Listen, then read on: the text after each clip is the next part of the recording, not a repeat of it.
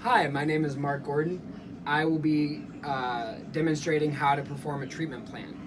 So, I was actually talking to one of my counselors that I've been shadowing, and treatment plans are based on assessments, and assessments and treatment plans together take about 2.5 to 3 hours altogether. So, I'm going to be trying to condense this down into about 10 minutes. So, first of all, there are six kind of modes that treatment plans are made up of. So we will be quickly going through those six modules, and I will be asking you questions related to each one. And before we get into, so I can look at it better. And before we get into each one, I'm gonna explain what it is and the questions that kind of go along with it. So some questions I'll ask you, some questions I'll just explain to kind of speed along the process. So the first module is where you identify active needs. This is where you discuss withdrawal, detox, orientation, and this is where you also ask, how are you doing cognitively? Oh, is that a question? Yes, how are you doing cognitively? Where are you at mentally right now? Some people would say I'm a little off, but for the most part, I'm fine. Okay. So this question is to assess cognitive ability and total awareness.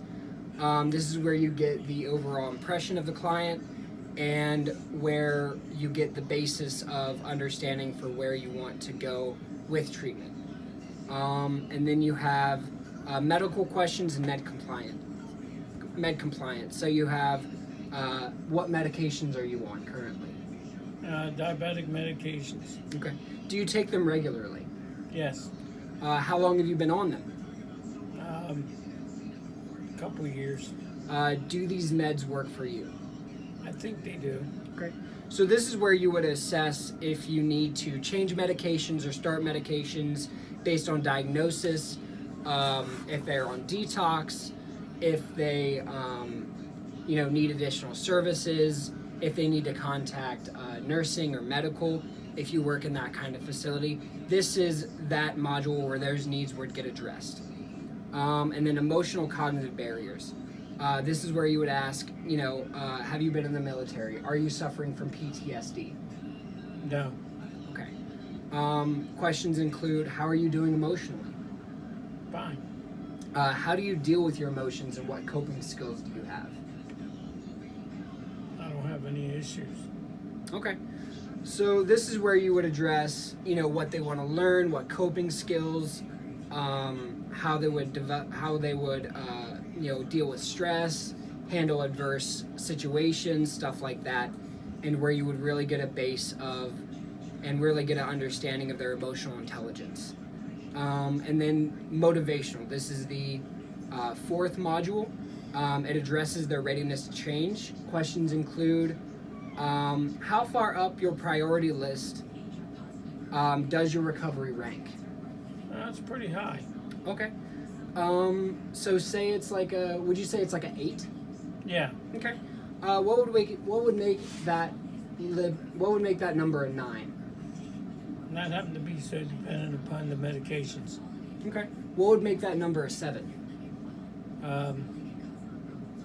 Not being so dependent on the medications. Okay.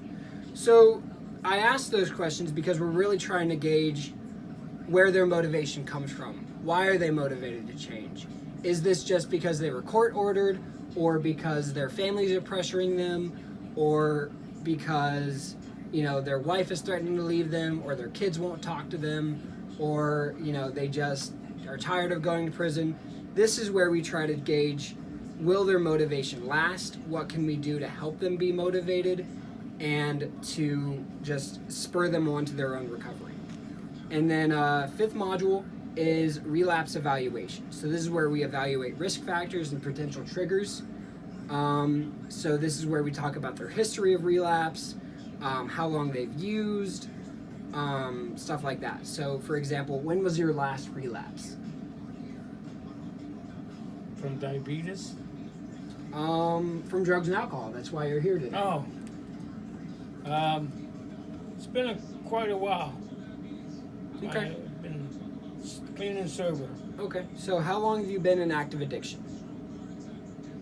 Well, I'm a recovering one, and so you're always recovering. There's no complete finish. Right. So before your last sobriety period and now, how long were you using continually?